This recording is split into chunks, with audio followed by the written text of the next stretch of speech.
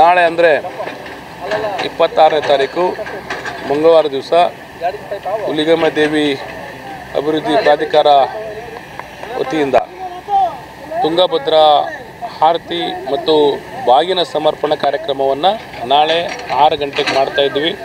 ಅದ್ರ ಜೊತೆಯಲ್ಲಿ ಕೂಡ ನಾಳೆ 8 ಗಂಟೆಯಿಂದ 12 ಗಂಟೆ ಮಟ್ಟ ಚಂಡಿ ಹೋಮವನ್ನು 3 ಗಂಟೆಯಿಂದ ಕುಂಭ ಮೂಲಕ ದೇವಿಯನ್ನು ಕರ್ಕೊಂಬಂದು 5 ಗಂಟೆಗೆ ಮತ್ತೆ ಸುಮಾರು 1000 ಮಹಿಳೆಯರಿಗೆ ಇವತ್ತು ಉಡಿ ತುಂಬತಕ್ಕಂಥ ಕಾರ್ಯಕ್ರಮವನ್ನು, ಅದಾದ ನಂತರ ಮನೋರಂಜನಾ ಕಾರ್ಯಕ್ರಮವನ್ನು, ಅದಾದ ನಂತರ 6:30ರಿಂದ 7:30 1 ಗಂಟೆಗಳ ಕಾಲ ತುಂಗಭದ್ರಾ ಆರತಿಯನ್ನು ನೆರವೇರಿಸ್ತಕ್ಕಂಥ ಕಾರ್ಯಕ್ರಮವನ್ನು, ಅದಾದ ನಂತರ ಮದ್ದು ಸುಡೋ ಕಾರ್ಯಕ್ರಮವನ್ನು, ಎಲ್ಲ ಕಾರ್ಯಕ್ರಮವನ್ನು ನಾಳಿನ ದಿವಸ ಮಾಡ್ತಾಯಿದ್ವಿ.